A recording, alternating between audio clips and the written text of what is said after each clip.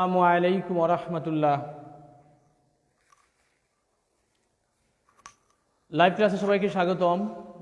আজ আমি তোমাদের কৃষি শিক্ষা দ্বিতীয় পত্রের চতুর্থ অধ্যায় থেকে একটা ইম্পর্টেন্ট বিষয় নিয়ে ডিসকাস করব, সেটা হলো সামাজিক বনায়ন। তো যদি কোনো বুঝতে কোনো সমস্যা হয় অবশ্যই তুমি আমাকে কমেন্টে জানাবে, কোনো কোশ্চেন থাকলে অবশ্যই তুমি আমাদেরকে জানাবে। আমার কথা কি ক্লিয়ার শুনতে পাচ্ছ তোমরা? যারা যারা লাইনে আসো কাইন্ডলি কমেন্টে আমাকে একটু জানাও।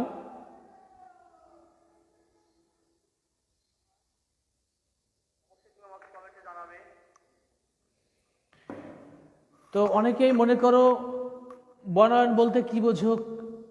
At first you have to know what is afforestation and what is forest. বন এবং বনায়নের বলতে কি বোঝো বা কাকে বলে এটা তোমাদেরকে জানতে হবে। তো অনেকেই বনের সংজ্ঞা আসলে বনায়নের সংজ্ঞা দিয়ে দাও, বা বনায়নের সংজ্ঞা আসলে বনের সংজ্ঞা দিয়ে দাও। এর মধ্যে মূল একটা পার্থক্য আছে, এটা তোমাদেরকে আগে জানতে হবে। বন কোনো নির্দিষ্ট অঞ্চল যেখানে গাছপালা দ্বারা আচ্ছাদিত বিভিন্ন ধরনের বন্য পশু পাখি প্রাণী কীটপতঙ্গ বসবাস করে, তাকে বন বলে। গাছপালা দ্বারা আচ্ছাদিত কোনো নির্দিষ্ট অঞ্চল যেখানে পশু পাখি কীটপতঙ্গ অণুজীবসমূহ বসবাস করে, তাকে বন বলে। আর বনায়ন হলো একটা প্রসেস, পদ্ধতি, যে পদ্ধতির মাধ্যমে বনজ সম্পদ উৎপাদন বৃদ্ধির লক্ষ্যে বিজ্ঞানসম্মত উপায়ে গাছ রোপণ, পরিচর্যা এবং ব্যবস্থাপনাকে বনায়ন বলে। ইংলিশে বলে অ্যাফরেস্টেশন, আর ফরেস্ট হচ্ছে বন। ক্লিয়ার সবাই? বন আর বনায়নের মধ্যে পার্থক্য। আর আজ হচ্ছে আমি তোমাদের সামাজিক বনায়ন সম্পর্কে ডিসকাস করব। তো সামাজিক বন হলো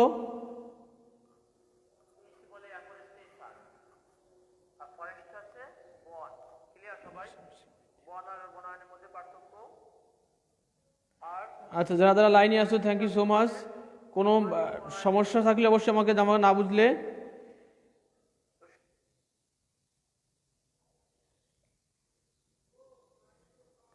এটা হচ্ছে বন আর বনায়নের মধ্যে পার্থক্য। ক্লিয়ার? এবার হচ্ছে সামাজিক বন। আমি গত ক্লাসে আলোচনা করেছিলাম বনের গুরুত্ব, বনের প্রকারভেদ। আজকে সামাজিক বনের প্রকারভেদ নিয়ে ডিসকাস করব। তো সামাজিক বন হলো সাধারণত স্থানীয় যে লোকজনগুলো আছে এরা সরাসরি সম্পৃক্ত থাকবে। স্থানীয় লোকদের উপকারভোগী সম্পৃক্ত করার পর যে বনায়ন যে কার্যক্রম প্রচালিত হয় তাকে সামাজিক বন বলে। পরে খেয়াল করো, স্থানীয় লোকের সম্পৃক্ত বা সরাসরি অংশগ্রহণের মাধ্যমে যে বনায়ন কার্যক্রম প্রচালিত হয় তাকে সামাজিক বনায়ন বলে। ক্লিয়ার সবাই? আমি আর একটু ব্যাখ্যা দিচ্ছি, সেটা হচ্ছে এরকম। প্রথম শর্ত হচ্ছে অবশ্যই স্থানীয় লোকজনের অংশগ্রহণ করতে হবে এবং উপকারভোগী হবে স্থানীয় লোকজন। এরা প্রত্যক্ষ পরোক্ষভাবে জড়িত থাকবে। এদের যে লভ্যাংশটা, যে উপকারভোগীটা সরাসরি এরাই পাবে। এদেরকে নিয়ে যে বন কর্মসূচি বাস্তবায়ন করা হয়, অর্থাৎ যে পদ্ধতির মাধ্যমে যারা রোপণ, পরিচর্যা এবং ব্যবস্থাপনা করা হয় তাকে সামাজিক বন বলে। স্থানীয় লোকের সরাসরি অংশগ্রহণের মাধ্যমে স্কুল, কলেজ, অফিস, আদালত এবং আবাদ জমিতে, পতিত জমিতে যে বন সৃষ্টি করা হয় তাকে সামাজিক বন বলে। বিভিন্নভাবে বলা যায়। মূল কথা তিনটা কন্ডিশন। এক নম্বর হচ্ছে অবশ্যই জনগণের প্রত্যক্ষ অংশগ্রহণ, উপকারভোগী হবে সংশ্লিষ্ট জনগণ, এই দুটা, এবং এদের ডিরেক্টলি ও ইনডিরেক্টলি ইনভলভ থাকতে হবে। এরা যে বনায়ন কর্মসূচি বাস্তবায়ন করবে সেটা হচ্ছে সামাজিক বন। ক্লিয়ার? তো সামাজিক বন চার ধরনের। তো সামাজিক বন হচ্ছে চার প্রকার। এই চার প্রকার আমি ডিটেলস তোমাদের লিখে দিচ্ছি।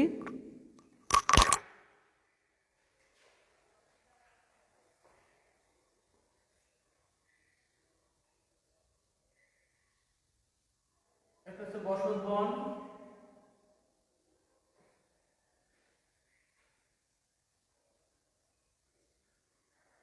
কৃষি বন,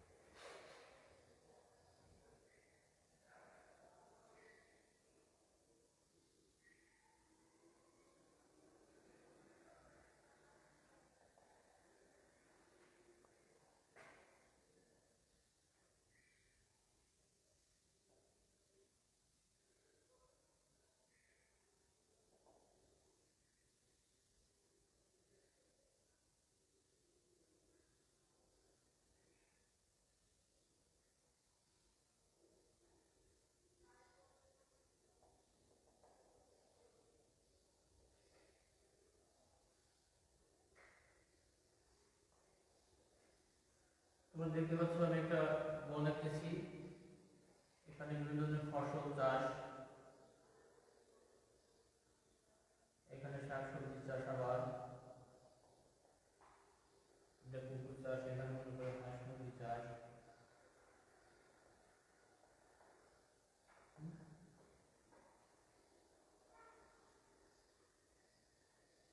মুরগি, এখানে গরু, এখানে ধান, এখানে শাক।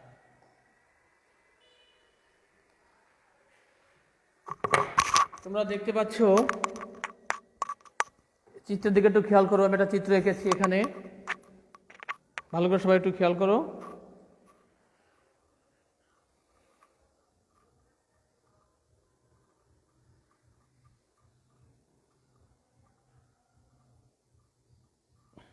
মুন্না শেখ বলছো স্যার বন কাকে বলে, আবার বলেন। হ্যাঁ মুন্না, থ্যাংক ইউ বলতেছি। আর কার কোনো কোশ্চেন থাকলে অবশ্যই জানাবা। দাদা সালাম দোস্ত, ওয়ালাইকুম আসসালাম। গাছপালা দ্বারা আচ্ছাদিত কোনো নির্দিষ্ট অঞ্চল যেখানে বন্য প্রাণী, পশু পাখি, কীটপতঙ্গ এবং অন্যান্য অণুজীবসমূহ বসবাস করে তাকে বন বলে। ক্লিয়ার মুন্না? গাছপালা দ্বারা আচ্ছাদিত কোনো নির্দিষ্ট অঞ্চল যেখানে বন্য পশু পাখি, কীটপতঙ্গ ও অণুজীবসমূহ বসবাস করে তাকে বন বলে। আর বনজ সম্পদ উৎপাদন বৃদ্ধির লক্ষ্যে বিজ্ঞানসম্মত উপায়ে গাছ রোপণ, পরিচর্যা এবং ব্যবস্থাপনাকে বনায়ন বলে। ইংলিশে বলে অ্যাফরেস্টেশন। ক্লিয়ার সবাই? বনায়ন। আর সামাজিক বনায়ন হচ্ছে নির্দিষ্ট কোনো এলাকার বা সংশ্লিষ্ট এলাকার লোকজনের স্বতঃস্ফূর্তভাবে অংশগ্রহণের মাধ্যমে যে বনায়ন কর্মসূচি পালন করা হয় তাকে বা বাস্তবায়ন করা হয় তাকে সামাজিক বনায়ন বলে। ক্লিয়ার? এক কথা বললাম। তো সামাজিক বনায়ন দেখো 4 প্রকার। আমি একটা চিত্র এঁকেছি। এটা মনে করো একটা ঘর তুমি আঁকলে, মুরগি পালন করলে, এখানে একটা পুকুর, এই পুকুরে বিভিন্ন মাছ টাছ লালন পালন করলে, এখানে গরু পালন করলে, এখানে ধান লাগাইলে, এখানে সবজি লাগাইলে, এই 4 বাড়িতে মনে করো একটা গাছ লাগাইলে, এরকম চিত্রে পরীক্ষার সময় আসতে পারে। এরকম যদি থাকে তাহলে বুঝবা এটা কি, এটা হচ্ছে ও যে দেখো আমি এঁকেছি কৃষি বন। চিত্র হবে কি, চিত্র হচ্ছে এটা হচ্ছে কৃষি বন, এরকম আসতে পারে উদ্দীপক দিয়ে। হ্যাঁ, তাহলে সামাজিক বনায়ন 4 প্রকার: বসত বন, কৃষি বন, সড়ক বন, প্রাতিষ্ঠানিক বন।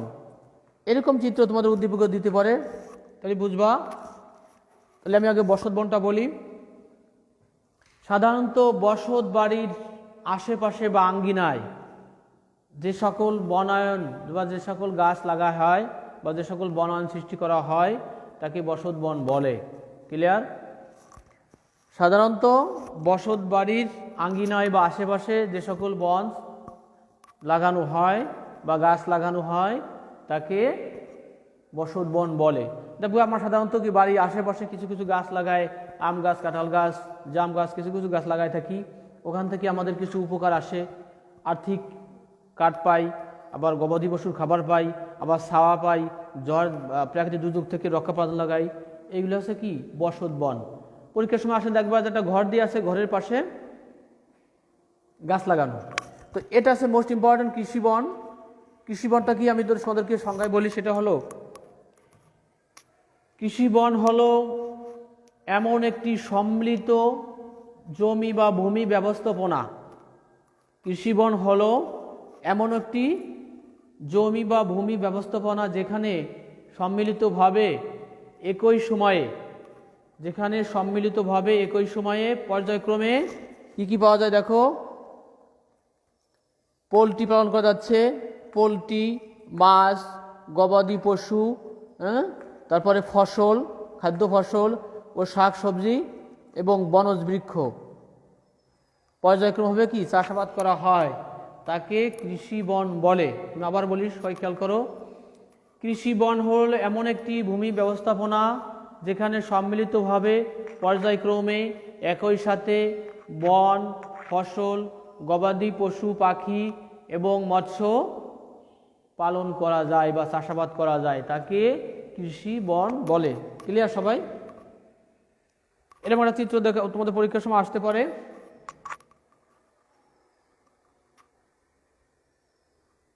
তোমরা না বুঝলে অবশ্যই আমাকে জানাও। এই কৃষি বনটা প্রায় আসে পরীক্ষার সময়।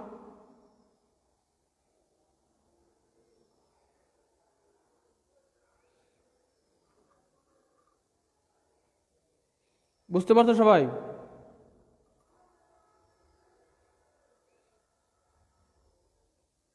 যদি বুঝতে সমস্যা হয় অবশ্যই তোমরা আমাকে জানাবা। এটাই হলো কি কৃষি বন।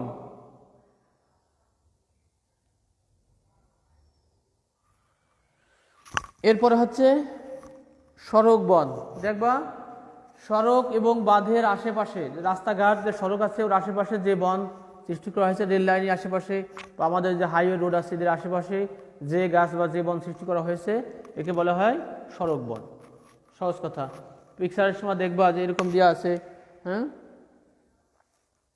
এরকম দেখবা রেল লাইনের চাকা এরকম দেওয়া আছে।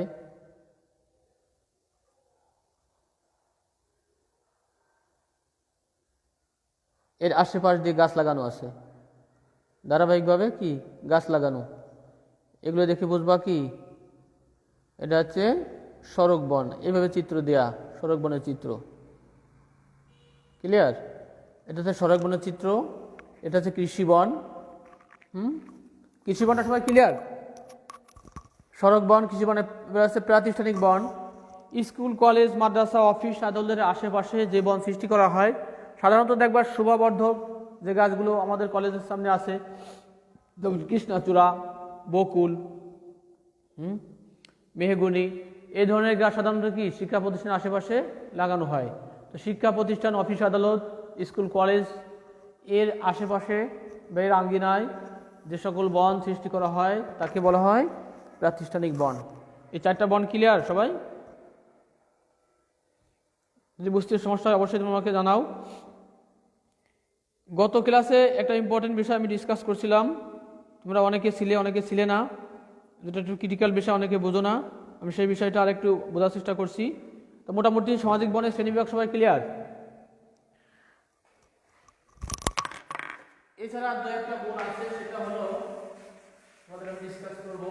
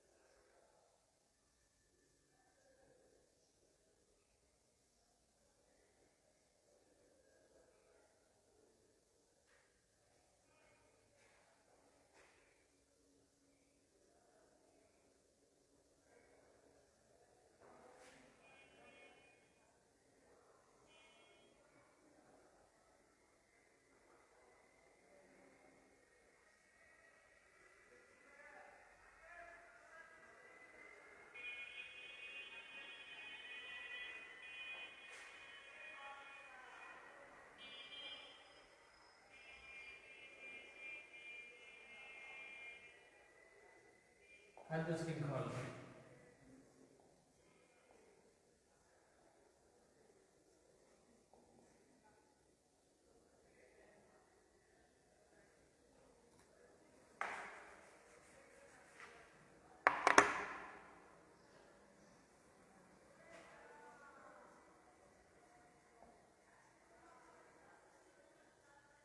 চিরসবুজ বন,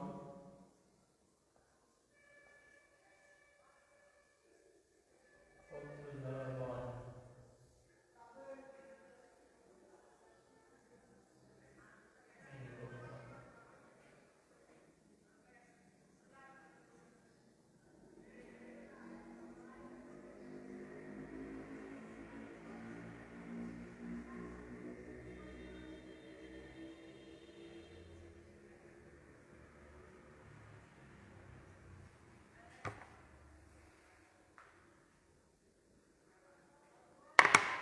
সবাই একটু খেয়াল করো,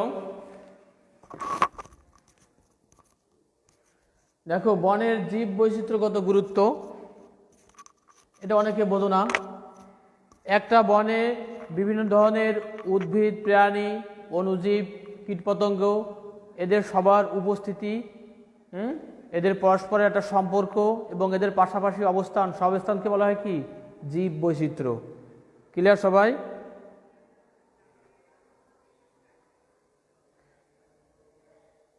জীব বৈচিত্র্য বুঝতে পারছো সবাই?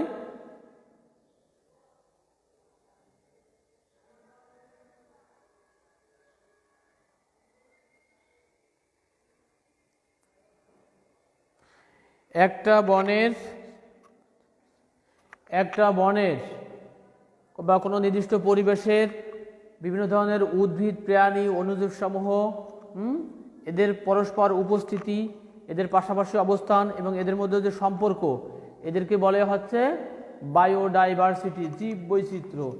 বনের জীব বৈচিত্র্যগত গুরুত্ব হলো, মনে করো কোনো কারণে যদি দেখা যাচ্ছে কি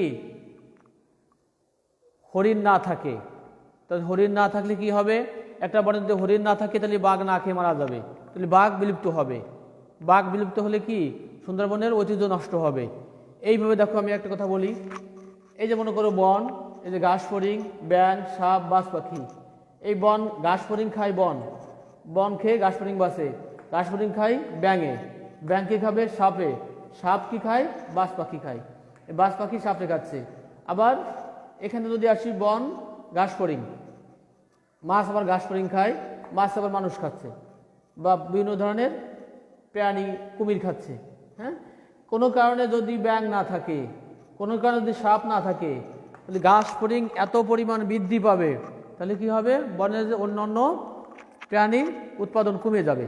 তাহলে এর প্রভাবটা কি সমগ্র প্রাণীর উপর পড়তেছে। কোনো কারণে একে বলে খাদ্য শৃঙ্খল। কোনো কারণে খাদ্য শৃঙ্খলের একটি উপাদানের যদি কোনো ক্ষতি হয় বা বিলুপ্ত হয়, ধ্বংস হয়, এর প্রভাবটা সমগ্র প্রাণীর উপর পড়ে, একে বলা হচ্ছে খাদ্য শৃঙ্খল। এই খাদ্য শৃঙ্খল রক্ষার জন্য বনের গুরুত্ব অপরিসীম। আবার জীব বৈচিত্র্য রাখা, জীব বৈচিত্র্য মানে কি? একটা নির্দিষ্ট পরিবেশে বিভিন্ন প্রজাতির সমাহার, তারা পরস্পর তাদের মধ্যে যে আন্তঃসম্পর্ক, তাদের পাশাপাশি অবস্থান, তাদের মধ্যে কোরিলেশন, একে বলা হচ্ছে বৈচিত্র্য। কোনো কারণে এই দেখো, যেমন একটা বনের বৈচিত্র্য কি? বনের মনে করো সুন্দরী গাছ আছে, গেওয়া আছে, সুন্দরবনের কথা চিন্তা করো, প্রধান বৃক্ষ আছে সুন্দরী, গেওয়া, গরান, কেওয়া, তারপরে গোলপাতা। কোনো কারণে যদি গোলপাতা না থাকে তাহলে কী হবে? ও সৌন্দর্য নষ্ট হয়ে যাবে। এই যে সে জীব বৈচিত্র্যগত গুরুত্ব বনের, কোনো কারণে যদি একটা জিনিস না থাকে, তার সৌন্দর্য নষ্ট হয়, তার প্রজাতিটা বিলুপ্ত হতে পারে। যেমন একসময় সারা বাংলাদেশে প্রায় 17-18টা বনে বাঘ ছিল, এখন কি বাঘ নেই। এই যে সৌন্দর্য দিন দিন বিলুপ্ত হচ্ছে, একমাত্র কি সুন্দরবনে বাঘ আছে। এই হচ্ছে জীব বৈচিত্র্যগত বনের গুরুত্ব। বুঝতো সবাই? না বলে তোমার কমেন্টে আমাকে জানাতে পারো। বনের জীব বৈচিত্র্যগত গুরুত্ব।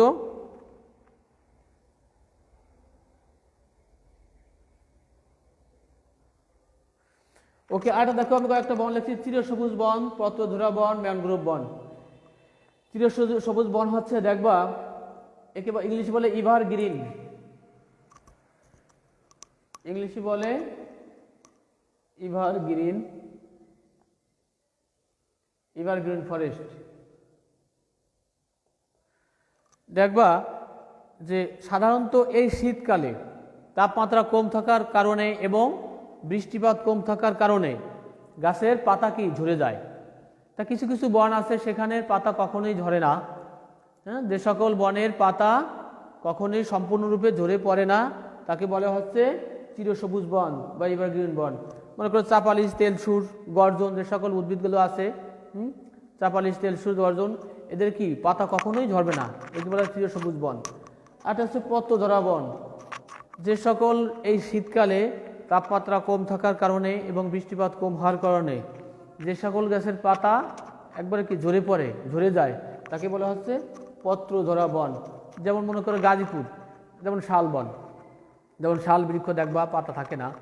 যেমন গাজীপুর, টাঙ্গাইল, ময়মনসিংহ, টাঙ্গাইল, গাজীপুর, এই যে শাল বনগুলো আছে, মধুপুর, ভাওয়ালগড় আছে, এই সকল বনের একদম দেখবা কি কমে যাচ্ছে এই বৃষ্টিপাত কম হওয়ার কারণে বা আবহাওয়া, শীতকালে আবহাওয়া তাপমাত্রা কম থাকে, বৃষ্টিপাত কম হয়, এজন্য এই সকল বনের বা এই সকল উদ্ভিদের পাতা একদম কি ঝরে যায়, এই জন্য এদেরকে বলা হয় কি পত্রধরা বন। ক্লিয়ার সবাই? যেমন টাঙ্গাইল শালবন, মধুপুর, ভাওয়ালগড়ে, টাঙ্গাইল আছে, গাজীপুর আছে, চাঁদপুর, এইসব এলাকার বন কি পত্রধরা বন। আর ম্যানগ্রোভের কোনো আগেই বলেছিলাম আমি, যে সকল বন লুনাপানি দ্বারা কমপক্ষে 1 থেকে 2 বার ধৌত হয়, যে সকল বন লুনা পানি দ্বারা দিনে কমপক্ষে 1 থেকে 2 বার ধৌত করা হয় তাদেরকে ম্যানগ্রোভ বন বলে। এদের এক ধরনের বিশেষ শ্বাসমূল বা ঠেসমূল থাকে, এদের জরায়ু অঙ্কুরোদ্গমন হয়। এই বনের একটা বৈশিষ্ট্য কি, সুন্দরবনে ম্যানগ্রোভ বনে ঠেসমূল থাকে, ঠেসমূল বলে। আবার এদের শ্বাসমূলও আছে, এদের জরায়ু অঙ্কুরোদ্গমন হয়। মানে বৃষ্টিতে ভিজে গেলে পানিতে মনে করো তলায় যাওয়ার পরও কি এদের উদ্ভিদ কি মরে না, এই সব শ্বাসমূল বা ঠেসমূল থাকার কারণে এদের হচ্ছে বিশেষ একটা বৈশিষ্ট্য। সুন্দরবন ইউনেস্কো 1977 সালে সুন্দরবনকে বিশ্ব ন্যাচারাল ওয়ার্ল্ড হেরিটেজ, বিশ্ব প্রাকৃতিক ঐতিহ্য হিসেবে ঘোষণা করছে। কত সালে? 1997 সালে। এটি মনে রাখবা 1.4 লক্ষ হেক্টর জায়গা, সব জায়গা না, 1.4 লক্ষ হেক্টর জায়গা এবং 3টি বন্যপ্রাণী, তার মধ্যে রয়্যাল বেঙ্গল টাইগার আছে, 3টি বন্যপ্রাণী এবং 1.4 লক্ষ হেক্টর স্থানকে ওয়ার্ল্ড হেরিটেজ হিসেবে ঘোষণা করছে, ন্যাচারাল ওয়ার্ল্ড হেরিটেজ হিসেবে ইউনেস্কো 1997 সালে ঘোষণা করছে। মনে রাখবা। ক্লিয়ার সবাই? যে সবুজ বন, পত্রধরা বন, ম্যানগ্রোভ বন বা এই যে জীববৈচিত্র্যগত গুরুত্ব, যদি কোনো কারণে একটি বনের একটি উপাদানের কোনো সমস্যা হয় তাহলে এর প্রভাবটা সমগ্র প্রাণীর পর পড়ে। এটা হচ্ছে কি খাদ্য শৃঙ্খল, জীববৈচিত্র্যগত গুরুত্ব। একটা পরিবেশে বিভিন্ন প্রজাতির সমাহার থাকবে, বিভিন্ন ধরনের উদ্ভিদ, প্রাণী, ছোট বড়, কোনো কারণে যদি এর একটা সমস্যা হয় এর প্রভাবটা সমগ্র প্রাণীর পর পড়ে। এটা হচ্ছে জীববৈচিত্র্যগত বনের একটা গুরুত্ব। তো এতক্ষণ যদি কেউ কোনো বুঝতে সমস্যা অবশ্যই কমেন্টে আমাকে জানাও, কারো কোনো বুঝতে সমস্যা আছে কি না।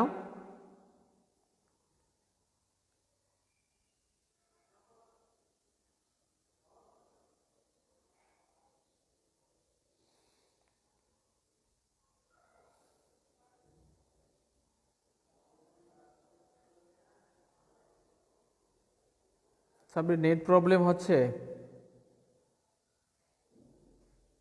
কার কোনো বুঝতে সমস্যা হলে জানাইও।